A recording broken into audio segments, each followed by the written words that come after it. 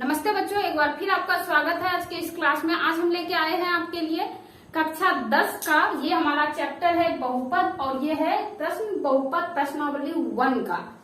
तो आइए देखते हैं प्रश्न नंबर 3 को। प्रश्न 1 और 2 को हमने अपने पिछले कक्षा में ही किया था। आज हमारा प्रश्न 3 है।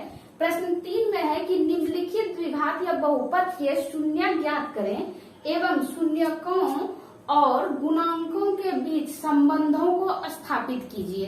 तो पहले क्या करना है, पहले जो बहुपद दिया गया है उसका क्या निकालना है हम लोगों को, पहले उसका शून्यक निकालना है और शून्यक निकालने के बाद फिर क्या कर रहा है कि उसका जो शून्य और गुणांक का बीच का जो संबंध है उसको स्थापित करना है। तो आइए देखते हैं सवाल नंबर 1 को। प्रश्न नंबर 3 में 8 सवाल दिया गया है, 4-4 करके हम 2 क्लास में इसको सॉल्व करेंगे। तो आइए देखते हैं सवाल नंबर 1 को। सवाल नंबर 1 में है y² - 3, इसका शून्यक निकालना है। शून्यक निकालने का मतलब क्या है कि बराबर क्या होना है, इसका 0 हो जाना है। तो हम इसको ऐसे लिख सकते हैं कि y² - 3 = 0। शून्यक निकालना है तो इसलिए लिख दिया 0। तो अब ऐसे लिख सकते हैं कि y² इस y के साथ ये 3 क्रिया कर सकता है, नहीं कर सकता। ये अपने आप को जोड़ के साथ या घटाव के साथ लिख सकता है, लेकिन इसके साथ ये क्रिया नहीं कर सकता है। तो क्या करेंगे, इस 3 को लेके हम दूसरे तरफ चले आएंगे। अब देखिए इधर 0 है, ये इधर माइनस में था तो बराबर के उस तरफ जाने के बाद ये अपने आप को प्लस में ले आता है, ऐसे हो गया। अब देखिए इसको लिख सकते हैं कि y² बराबर 3 में 0 जोड़ देंगे, क्या होगा 3 ही रह जाएगा। अब y² क्या हो गया, 3 हो गया। अब इस स्क्वायर को भी तोड़ना है क्योंकि y का शून्यक चाहिए हमको। तो शून्यक निकालने के लिए क्या करना पड़ेगा, इस y का एक मान लाना पड़ेगा। तो इसके लिए क्या करेंगे, इस स्क्वायर को भी हम लेके उस तरफ चले जाते हैं। तो y बराबर लिख सकते हैं, स्क्वायर जैसे इस तरफ आएगा तो वो अपने आप को क्या करेगा, रूट में बदल देगा। तो 3 क्या चला जाएगा, रूट में चला जाएगा। इस स्क्वायर को तोड़े तो 3 किस में आ गया, रूट में आ गया। और रूट जैसे आता है तो वो अपने साथ क्या लाता है, प्लस और माइनस दोनों चिन्हों को लाता है। तो यहाँ लिखे हैं प्लस माइनस √3।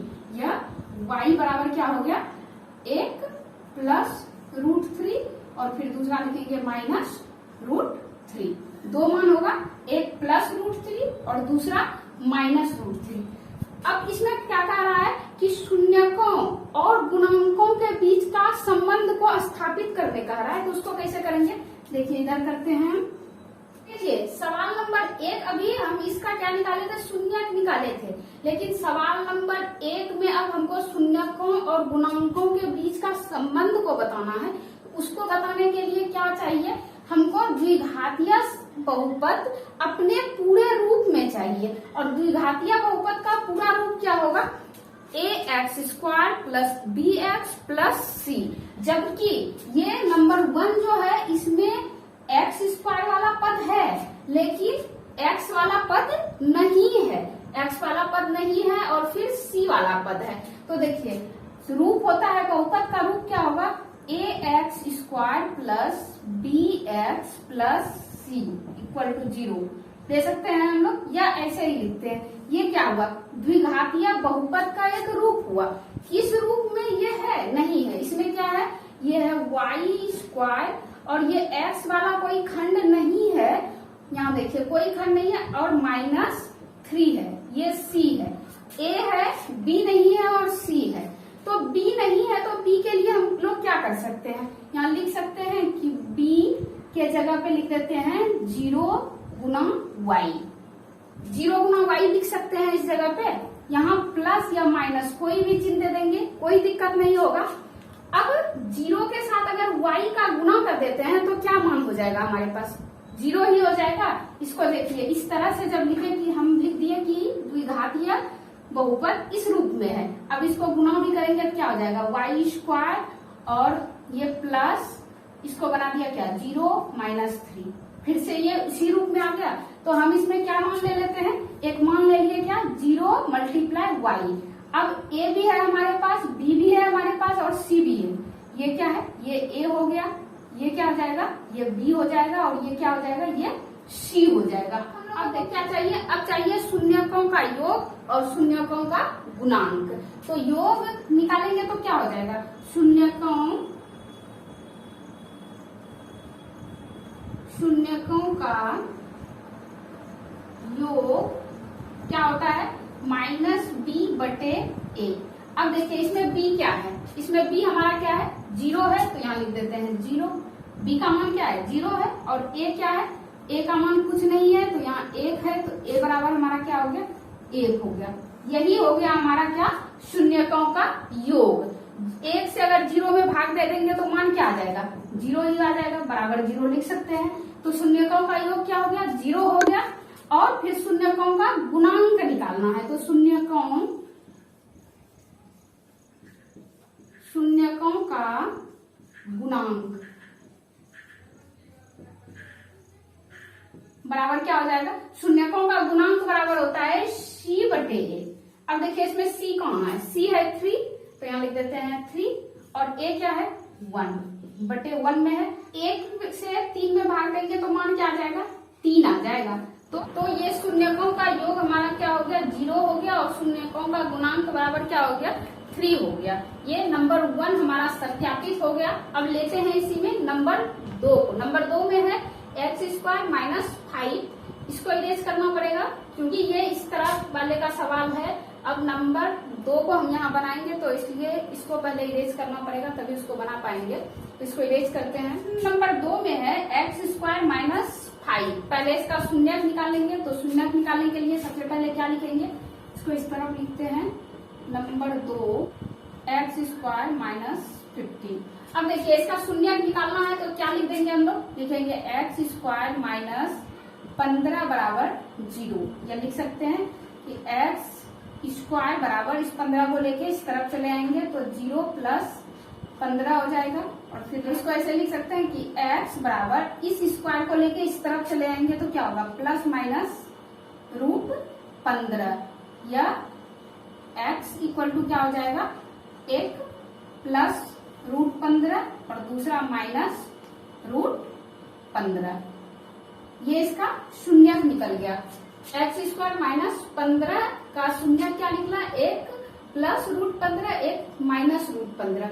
अब इसके शून्यक का योग और शून्यक का गुणनफल निकालेंगे, तो इसके लिए हमको क्या चाहिए, घातीय बहुपद के रूप में लाना पड़ेगा। देखिए इसमें क्या है, एक पद का मिसिंग है, यहाँ x² है और -15 है, जबकि द्विघातीय बहुपद जो होता है उसमें क्या होता है, ax² फिर माइनस या प्लस bx और प्लस c। इसमें 3 पद होता है। द्विघातीय बहुपद में 3 पद होता है, लेकिन इसमें 2 ही पद है, मतलब एक पद अभी इसमें क्या है, कम है। तो वो एक पद कहाँ है, उस एक पद को हम लोग कैसे लाएंगे, बिना उस एक पद को लिए ना तो शून्यक निकलेगा ना ही गुणनफल निकलेगा। तो उसके लिए हम लोगों को क्या करना पड़ेगा, इसका एक पद कैसे लाएंगे, लिखेंगे x² माइनस या प्लस 0x गुना है इसमें और -15। अब देखिए अब क्या हो गया, ये द्विघातीय बहुपद के रूप में आ गया। इसमें x² का पद है, x वाला पद है और एक अचर पद भी है। अब ये द्विघातीय बहुपद के रूप में है, तो इसमें a क्या हो जाएगा, ये हो गया a, ये हो गया b और ये हो गया c। इसको कहेंगे ax² प्लस bx और प्लस c, ये हो गया। अब ये द्विघातीय बहुपद के रूप में आ गया है। अब इसमें अगर इसका शून्यक निकालेंगे तो क्या लिखेंगे, शून्यकों का योग। शून्यकों का योग क्या होता है, -b/a।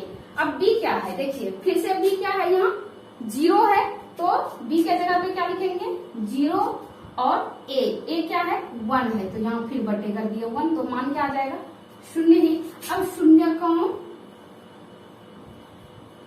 शून्यकों का गुणनफल, शून्यकों का गुणनफल निकालेंगे तो क्या हो जाएगा, c/a। c हमारा क्या है, c हमारा है 15 -15/a। a क्या है, 15, तो बराबर क्या हो जाएगा, -15। गुणनफल हमारा क्या निकल गया, -15, और योगफल हमारा क्या निकल गया, 0 निकल गया। ये भी सत्यापित हो गया। ये सवाल नंबर 2 था। अब इसी में लेते हैं सवाल नंबर 3 को, जिसको हमने यहाँ लिखा है, लेकिन अब इस सवाल नंबर 2 को भी इरेज करना पड़ेगा क्योंकि अब जगह नहीं है 3 को बनाने के लिए, तो इसको इरेज करते हैं। इसमें लेते हैं सवाल नंबर 3 को। देखिए सवाल नंबर 3 में है, तो यहाँ लिख लेते हैं सवाल नंबर 3 को, 4s² प्लस 8s। अब देखिए इसका भी शून्यक निकालना है, तो शून्यक निकालने से पहले हम इसका छोटा रूप ले सकते हैं। तो इसके छोटे रूप में कैसे लेंगे, तो इसका कॉमन ले लेते हैं। देखिए यहाँ 4 है, यहाँ 8 है, 4 के पहाड़ा में 8 है, तो 4 कॉमन ले सकते हैं। s² है और s है, तो फिर s भी बाहर निकाल लेते हैं। क्या हो जाएगा हमारे पास, s और 4 को बाहर ले लेते हैं, तो क्या बचा, s प्लस 4 दूनी 8, s तो इसका भी निकल गया है। अब बराबर लिख सकते हैं 0। तो देखिए ये 4s को जब इस तरफ ले आएंगे तो वो क्या होगा, तो देखिए इसको ऐसे लिखते हैं s plus 2 equal to 0/4s। ये क्यों हुआ, क्योंकि ये इधर मल्टीप्लाई रूप में था, तो इधर जब आएगा तो क्या हो जाएगा, डिवाइड फेस में आएगा, तो डिवाइड फेस में आ गया। डिवाइड फेस में जैसे ही आएगा तो उसका मान क्या हो जाएगा, 0 हो जाएगा।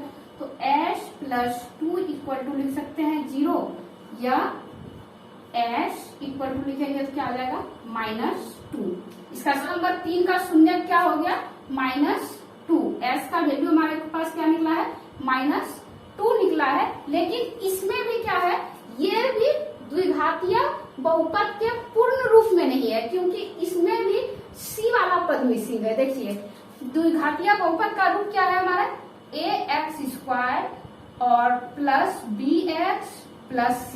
तो देखिए इसमें क्या है, a वाला पद है, b वाला पद है, लेकिन यहाँ c वाला पद है नहीं है, तो इस बार c हम लोग को क्या लेना है, c इस बार हम लोग 0 ले लेते हैं, तो फिर इसका योगफल और गुणनफल निकाल पाएंगे। तो यहाँ लिखेंगे 4s² प्लस 8s और प्लस 0।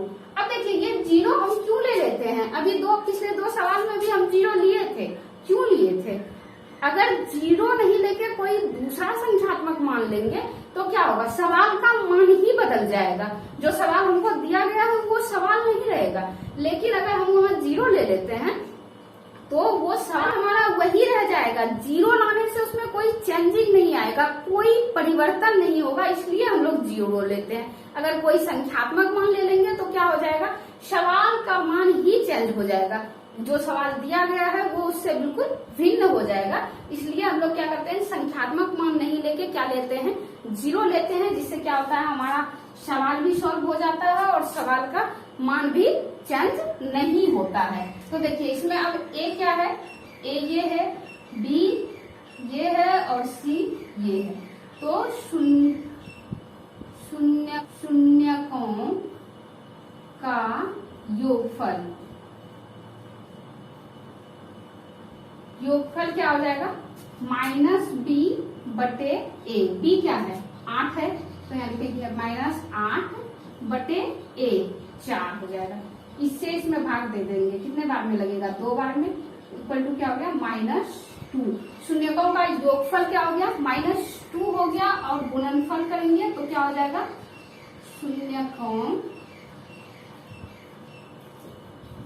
का गुणनफल निकालेंगे तो क्या हो जाएगा, शून्यकों का गुणनफल बराबर क्या होता है, c/a। c हमारे पास क्या है, 0 है, और a हमारे पास क्या है, 4 है। तो 4 से जब 0 में भाग देंगे तो मान क्या आ जाएगा, 0 आ जाएगा। तो शून्यकों का योगफल हमारा क्या हो गया, -2, और शून्यकों का गुणनफल हमारे पास क्या आ गया, 0 हो गया। इस तरह से नंबर 3 भी हमारा सत्यापित हो गया। लेते हैं नंबर 4 को। सवाल नंबर 4 है हमारा 2x² - 8x प्लस 6। देखिए ये द्विघातीय बहुपद के पूर्ण रूप में है, इसमें a वाला भी पद है, b वाला भी पद है और c वाला भी पद है, तो ये पूर्ण रूप में है। पहले इसका क्या निकालते हैं, शून्यक निकालते हैं। तो शून्यक निकालने के लिए क्या कर सकते हैं, 2x² - 8x और प्लस 6 बराबर लिख सकते हैं 0। अब इसका गुणनखंड लेना पड़ेगा, 6 दूनी 12 हो गया, और 12 का ऐसा खंडन चाहिए जिसको जोड़े या घटाए तो क्या हो जाए, 8 हो जाए, और अगर गुना करते हैं तो क्या हो जाए, 12 हो जाए। तो ले लेते हैं हम लोग 2x स्क्वायर, 6 गुना 2 12, और 6 जोड़ 2 8, गुना करने से 12, जोड़ने से 8।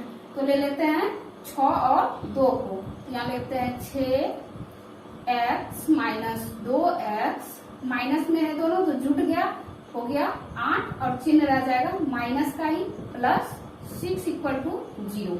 या फिर लिख सकते हैं, देखिए इन दोनों के बीच में कॉमन लेना है, इन दोनों के बीच में कॉमन लेना है। इसमें अगर कॉमन लेना चाहेंगे तो क्या क्या कॉमन आ सकता है, 2 आ सकता है। कैसे आ सकता है कि 2 के पारा में 6 है, इसलिए 2 निकाल सकते हैं। x निकाल सकते हैं, क्यों निकाल सकते हैं, क्योंकि इसके पास 2x है, इसके पास 1x है, तो x भी आ सकता है।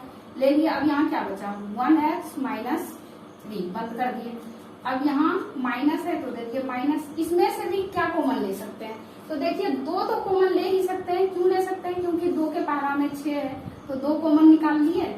अब यहाँ बचा क्या, x और प्लस माइनस, माइनस 3 दूनी 6, 2 के पारा में 3 बार में 6 है,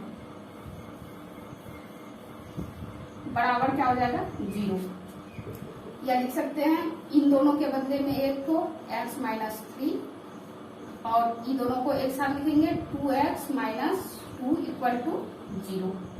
या फिर लिख सकते हैं x माइनस 3 इक्वल टू 0, और फिर इधर 2x माइनस 2 इक्वल टू 0। या x इक्वल टू क्या हो गया, इस 3 को इस तरफ लेके आ जाएंगे, प्लस 3 हो जाएगा, इधर माइनस में था, इधर आके प्लस में हो गया। तो एक शून्य क्या निकला हमारा, 3 निकला। अब दूसरा निकालेंगे इधर, तो 2x इक्वल टू क्या हो जाएगा, 2, इसको लेके इस तरफ चले आए। या x इक्वल टू निकालेंगे तो 2/2 हो जाएगा 1, x इक्वल टू निकल गया हमारा 1। एक शून्य हमारा निकला 3, और दूसरा शून्य क्या निकल गया, 1। इसमें 2 शून्य निकला है। अब गुणांकों और योगफलों को देखना है। तो अब देखिए फिर से, इसमें तो अब कोई चेंजिंग नहीं करना पड़ेगा। क्यों नहीं करना पड़ेगा, क्योंकि इसमें तीनों पद अवेलेबल है। उसने सवाल को जब हम कर रहे थे तो उसमें 2 ही पद दिया हुआ था, तीसरा पद नहीं दिया रहता था। इसमें तीनों पद है, तो हम इसको यहाँ लिखते हैं 2x square minus 8x plus 6। अब ये क्या हो गया, a है, ये क्या हो गया, b है, और ये क्या हो गया, c है। तो शून्यकोण का योग फल बराबर क्या हो जाएगा, माइनस b बटे a। माइनस b क्या है, माइनस, और ब्रैकेट में माइनस 8। b हमारा क्या है, 8 है, तो ले लिए। और a क्या है, 2 है, तो इसको भी ले लेते हैं। तो क्या होगा, 2 चौके 8, 4 बार में कट गया, माइनस माइनस प्लस, तो मान क्या आ गया हमारा, 4 आ गया। शून्यकोण का योग क्या आया, 4 आया। अब शून्यकोण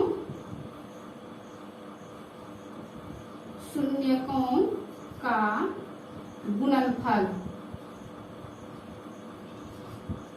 गुणनफल बराबर क्या हो जाएगा, c बटे a। c हमारा क्या है, c है 6, तो यहाँ लिखिए 6। अब बटे a क्या है, 2 है, तो यहाँ लिखिए 2। 3 दूनी 6, मान क्या आ गया, 3, बराबर 3 बार में कट गया, तो मान क्या आ गया, 3। शून्यकों का योग हमारा आ गया 4, और शून्यकों का गुणनफल हमारा क्या आ गया, 3। इस तरह से ये नंबर 4 भी हमारा सत्यापित हो गया। जो उम्मीद है कि आप इसको बहुत अच्छे तरह से समझे होंगे, इसको समझने में आपको कहीं कोई दिक्कत नहीं हुआ होगा। इस तरह के और भी सवाल को सीखने के लिए आप हमारे साथ बने रहिए। इसी के साथ लेते हैं विदा, मिलते हैं अगले क्लास में। तब तक के लिए गुड बाय।